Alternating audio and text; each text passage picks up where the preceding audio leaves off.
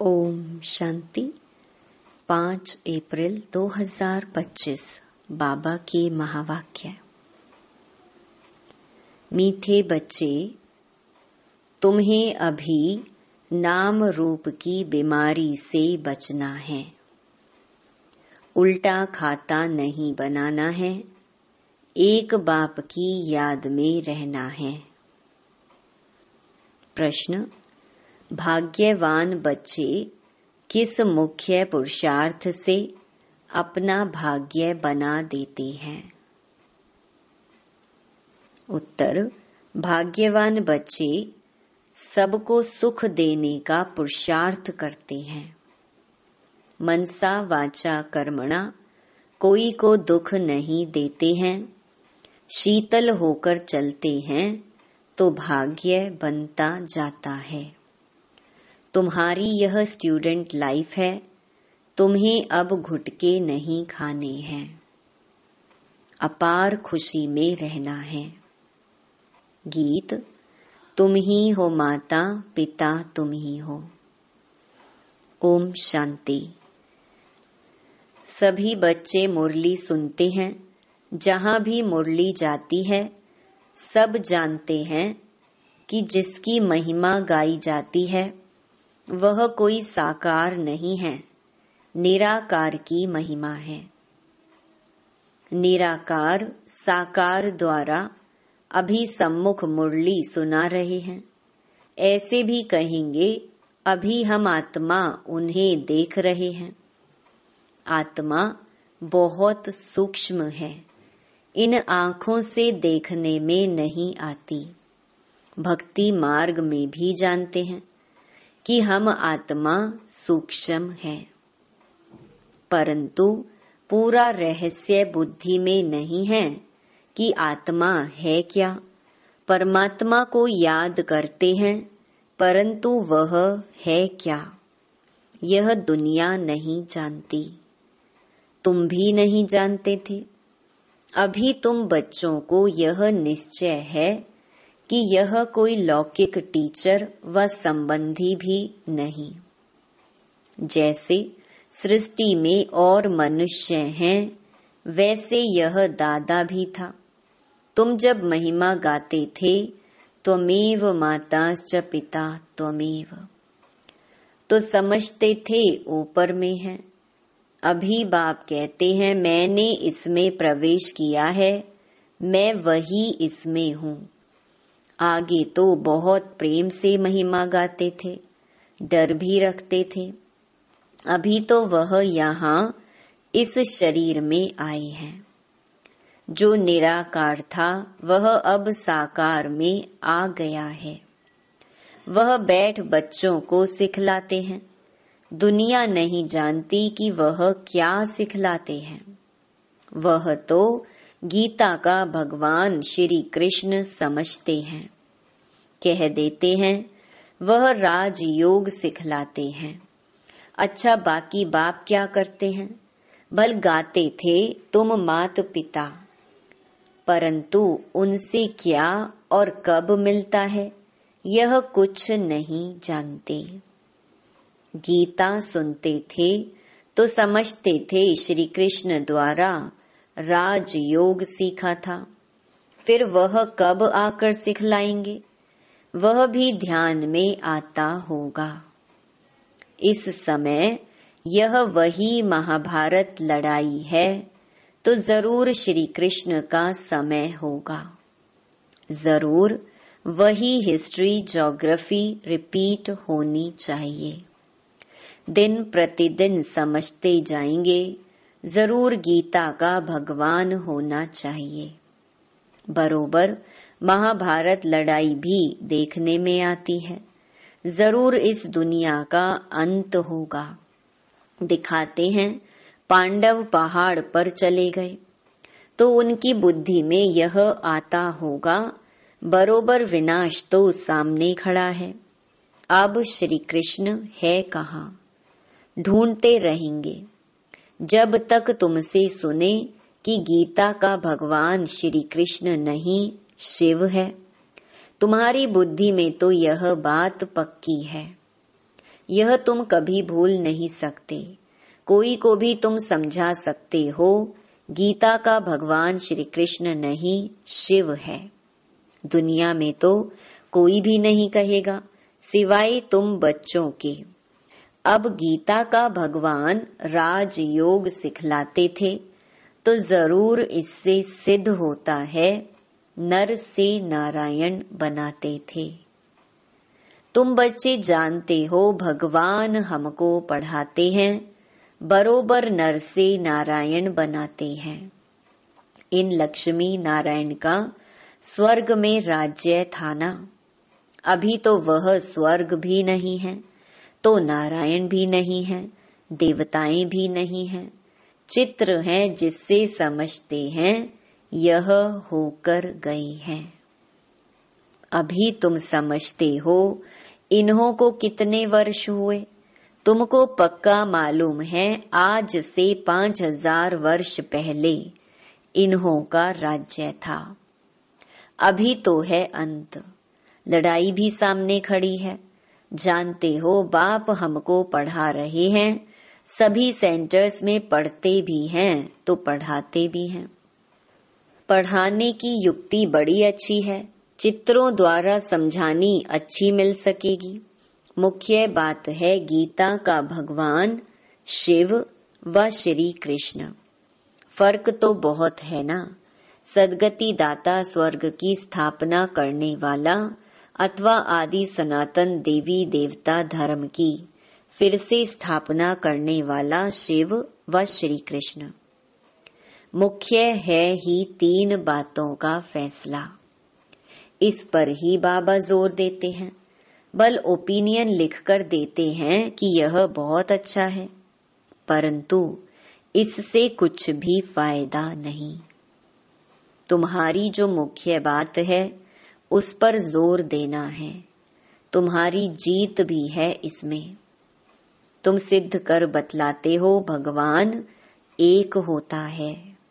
ऐसे नहीं कि गीता सुनाने वाले भी भगवान हो गए। भगवान ने इस राजयोग द्वारा ज्ञान और देवी देवता धर्म की स्थापना की। बाबा समझाते हैं बच्चों पर माया का वार होता रहता है। अभी तक कर्मातीत अवस्था को कोई ने पाया नहीं है। पुरुषार्थ करते करते अंत में तुम एक बाबा की याद में सदैव हर्षित रहेंगे। कोई मुरझाइश नहीं आएगी। अभी तो सिर पर पापों का बोझा बहुत है, वह याद से ही उतरेगा। बाप ने पुरुषार्थ की युक्तियां बतलाई हैं, याद से ही पाप कटते हैं। बहुत बुद्धू हैं जो याद में ना रहने कारण फिर नाम रूप आदि में फंस पड़ते हैं। हर्षित मुख हो किसको ज्ञान समझाएं वह भी मुश्किल है। आज किसको समझाया, कल फिर घुटका आने से खुशी गुम हो जाती है। समझना चाहिए यह माया का वार होता है। इसीलिए पुरुषार्थ कर बाप को याद करना है। बाकी रोना पीटना व बेहाल नहीं होना है। समझना चाहिए माया पादर माना जूता मारती है, इसीलिए पुरुषार्थ कर बाप को याद करना है। बाप की याद से बहुत खुशी रहेगी। मुख से झट वाणी निकलेगी। पतित पावन बाप कहते हैं कि मुझे याद करो। मनुष्य तो एक भी नहीं जिसको रचता बाप का परिचय हो। मनुष्य होकर और बाप को ना जाने तो जानवर से भी बदतर हुआ। गीता में श्री कृष्ण का नाम डाल दिया है तो बाप को याद कैसे करें? यही बड़ी भूल है जो तुमको समझानी है। गीता का भगवान शिव बाबा है, वही वर्षा देते हैं। मुक्ति जीवन मुक्ति दाता वह है, और धर्म वालों की बुद्धि में बैठता नहीं। वह तो हिसाब किताब चुकतू कर वापिस चले जाएंगे। पिछाड़ी में थोड़ा परिचय मिला, फिर भी जाएंगे अपने धर्म में। तुमको बाप समझाते हैं तुम देवता थे, अभी फिर बाप को याद करने से तुम देवता बन जाएंगे, विकर्म विनाश हो जाएंगे। फिर भी उल्टे सुल्टे धंधे कर लेते हैं। बाबा को लिखते हैं, आज हमारी अवस्था मुरझाई हुई है, बाप को याद नहीं किया।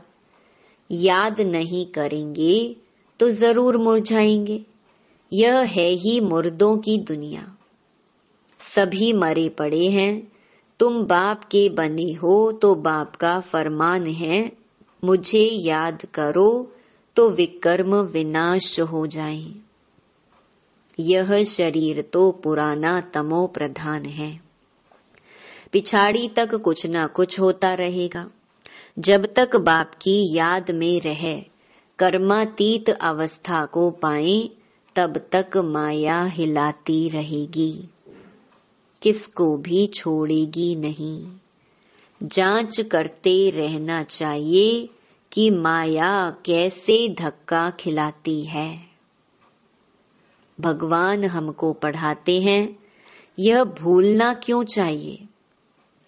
आत्मा कहती है, हमारा प्राणों से प्यारा वह बाप ही है। ऐसे बाप को फिर तुम क्यों भूलते हो। बाप धन देते हैं दान करने के लिए। प्रदर्शनी मेले में तुम बहुतों को दान कर सकते हो, आपे ही शौक से भागना चाहिए। अभी तो बाबा को ताकीद करनी पड़ती है, उमंग दिलाना पड़ता है, जाकर समझाओ। उसमें भी अच्छा समझा हुआ चाहिए। देह अभिमानी का तीर लगेगा नहीं। तलवारें भी अनेक प्रकार की होती है ना, तुम्हारी भी योग की तलवार बड़ी तीखी चाहिए। सर्विस का उल्लास चाहिए। बहुतों का जाकर कल्याण करें। बाप को याद करने की ऐसी प्रैक्टिस हो जाए जो पिछाड़ी में सिवाय बाप के और कोई याद ना पड़े। तब ही तुम राजाई पद पाएंगे। अंतकाल जो अलफ को सिमरे और फिर नारायण को सिमरे। बाप और नारायण माना वर्षा ही याद करना है। परंतु माया कम नहीं है। कच्चे तो एकदम ढेर हो पड़ते हैं। उल्टे कर्मों का खाता तब बनता है जब किसी के नाम रूप में फंस पड़ते हैं। एक दो को प्राइवेट चिट्ठियां लिखते हैं, देहधारियों से प्रीत हो जाती है तो उल्टे कर्मों का खाता बन जाता है। बाबा के पास समाचार आते हैं, उल्टा सुल्टा काम कर, फिर कहते हैं बाबा हो गया। अरे खाता उल्टा तो हो गया ना। यह शरीर तो पलीत है, उनको तुम याद क्यों करते हो। बाप कहते हैं मुझे याद करो तो सदैव खुशी रहे। आज खुशी में है, कल फिर मुर्दे बन पड़ते हैं। जन्म जन्मांतर नाम रूप में फंसते आते हैं ना। स्वर्ग में यह बीमारी नाम रूप की होती नहीं। वहां तो मोहजीत कुटुंब होता है। जानते हैं हम आत्मा हैं, शरीर नहीं। वह है ही आत्म अभिमानी दुनिया। यहाँ है देह अभिमानी दुनिया। फिर आधा कल्प तुम देही अभिमानी बन जाते हो। अब बाप कहते हैं देह अभिमान छोड़ो। देही अभिमानी होने से बहुत मीठे शीतल हो जाएंगे। ऐसे बहुत थोड़े हैं, पुरुषार्थ कराते रहते हैं कि बाप की याद ना भूलो। बाप फरमान करते हैं मुझे याद करो, चार्ट रखो, परंतु माया चार्ट भी रखने नहीं देती है। ऐसे मीठे बाप को तो कितना याद करना चाहिए। यह तो पतियों का पति, बापों का बाप है ना। बाप को याद कर फिर दूसरों को भी आप समान बनाने का पुरुषार्थ करना है। इसमें दिलचस्पी बहुत अच्छी रखनी चाहिए। सर्विसेबल बच्चों को तो बाप नौकरी से छुड़ा देते हैं। सरकमस्टेंस देख कहेंगे अब इस धंधे में लग जाओ। एम ऑब्जेक्ट तो सामने खड़ी है। भक्ति मार्ग में भी चित्रों के आगे याद में बैठते हैं ना। तुमको तो सिर्फ आत्मा समझ परमात्मा बाप को याद करना है। विचित्र बन विचित्र बाप को याद करना है, यह मेहनत है। विश्व का मालिक बनना कोई मासी का घर नहीं है। बाप कहते हैं मैं विश्व का मालिक नहीं बनता हूँ, तुमको बनाता हूँ। कितना माथा मारना पड़ता है। सपूत बच्चों को तो आपे ही औना लगा रहेगा, छुट्टी लेकर भी सर्विस में लग जाना चाहिए। कई बच्चों को बंधन भी है, मोह भी रहता है। बाप कहते हैं तुम्हारी सब बीमारियां बाहर निकलेंगी। तुम बाप को याद करते रहो। माया तुमको हटाने की कोशिश करती है। याद ही मुख्य है। रचता और रचना के आदि मध्य अंत का ज्ञान मिला, बाकी और क्या चाहिए। भाग्यवान बच्चे सबको सुख देने का पुरुषार्थ करते हैं। मनसा वाचा कर्मणा, किसी को दुख नहीं देते हैं। शीतल होकर चलते हैं तो भाग्य बनता जाता है। अगर कोई नहीं समझते हैं तो समझा जाता इनके भाग्य में नहीं है। जिनके भाग्य में है वह अच्छी रीति सुनते हैं। अनुभव भी सुनाते हैं ना, क्या क्या करते थे। अब मालूम पड़ा है जो कुछ किया उससे दुर्गति ही हुई। सदगति को तब पाएं जब बाप को याद करें। बहुत मुश्किल कोई घंटा आधा घंटा याद करते होंगे, नहीं तो गुटखा खाते रहते हैं। बाप कहते हैं आधा कल्प गुटखा खाया, अब बाप मिला है। स्टूडेंट लाइफ है तो खुशी होनी चाहिए ना, परंतु बाप को घड़ी घड़ी भूल जाते हैं। बाप कहते हैं तुम कर्म योगी हो। वह धंधा आदि तो करना ही है, नींद भी कम करना अच्छा है। याद से कमाई होगी, खुशी भी रहेगी। याद में बैठना जरूरी है। दिन में तो फुर्सत नहीं मिलती है, इसीलिए रात को समय निकालना चाहिए। याद से बहुत खुशी रहेगी। किसको बंधन है तो कह सकते हैं हमको तो बाप से वर्षा लेना है, इसमें कोई रोक नहीं सकता। सिर्फ गवर्नमेंट को जाए समझाओ कि विनाश सामने खड़ा है। बाप कहते हैं मुझे याद करो तो विकर्म विनाश होंगे। और यह अंतिम जन्म तो पवित्र रहना है, इसलिए हम पवित्र बनते हैं। परंतु कहेंगे वह जिनको ज्ञान की मस्ती होगी। ऐसे नहीं कि यहाँ आकर फिर देहधारी को याद करते रहे। देह अभिमान में आकर लड़ना झगड़ना जैसे क्रोध का भूत हो जाता है। बाबा क्रोध करने वाले की तरफ कभी देखते भी नहीं। सर्विस करने वालों से प्यार होता है। देह अभिमान की चलन दिखाई पड़ती है। गुलगुल तब बनेंगे जब बाप को याद करेंगे। मूल बात है यह। एक दो को देखते बाप को याद करना है। सर्विस में तो हड्डियां देनी चाहिए। ब्राह्मणों को आपस में शीर खंड होना चाहिए। लून पानी नहीं होना चाहिए। समझ ना होने के कारण एक दो से नफरत, बाप से भी नफरत लाते रहते हैं। ऐसे क्या पद पाएंगे। तुमको साक्षात्कार होंगे, फिर उस समय स्मृति आएगी यह हमने गफलत की। बाप फिर कह देते हैं तकदीर में नहीं है तो क्या कर सकते हैं।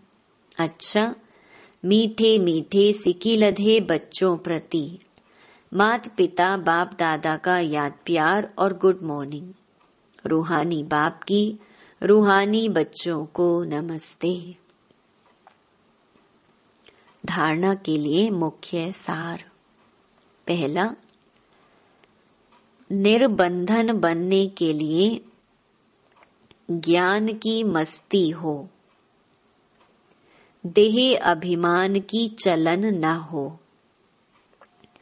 आपस में लोन पानी होने के संस्कार न हो।